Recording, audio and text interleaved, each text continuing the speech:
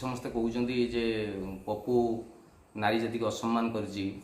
जे 7 खंडे झील आगे आंठे मुझे बेकर दौड़ी पकईमती सेमती एक्चुअली कनसेप्ट मोर नुहे जमार यहाँ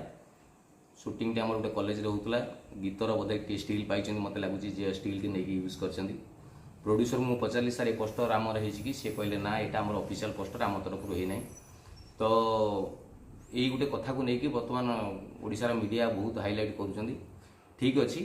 आपण मान पाखे गोटे बहुत भल कथा मिलला भल तथ्य किंतु दोष पप्पू को दिंतु ना कारण अमिताभ बच्चन ना जदि मुझे खराब पोस्टर करी आप अमिताभ बच्चन ना केस देवेनि कारण फोटो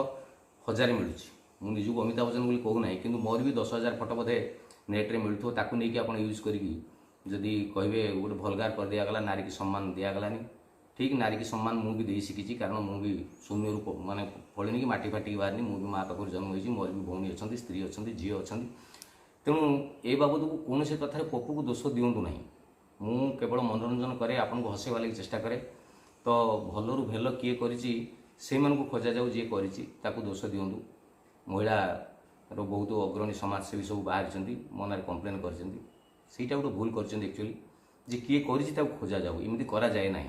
मो फोटोटी को लेकिन जी भी यूज करदेव से कौन मुझे दोषी हेबी किए कहते मो व्हाट्सअप स्टाटस रखी डेफिनेटली मत गोटे पोस्टर जो मो सिनेमा मिलला मुझे रखी मत लगुच मुझे जानी ना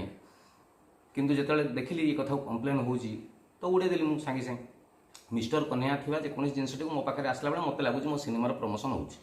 बट ता भितर बाहर बाछिले कमल जाक बाड़ तो बेसी बाछिले सब कथार खराब बाहर किंतु सिनेमा टी आप देखूँ ये फिल्म रे मो माँ मो ना देती कृष्ण कुमार दास एवं मत कन्हई बोली डाके जो आम धर्म को भी कष्ट देना ना कन्हई लिखिकी आम बईसी दरे देकी मयूर चंद्रिका भी दे था तो ये लिखाई मिस्टर कन्हई कारण सोशल क्यारेक्टरटे सब्जेक्ट गोटे इमिति जो सब्जेक्ट भितर मु दुती चांद को प्रशंसा करी बहुत से फिल्म रे नारी शक्ति की जागरण कर चेष्टा करी मोटिवेशनल सिनेमा महिला मान सम्मान देकी सिनेमाटी कराई मत लगुच ये सिनेमा मुझे लेडीज मान जी रेस्पेक्ट देती बोधे आज पर्यटन ओडिया सिनेमा से कथा हो कि ना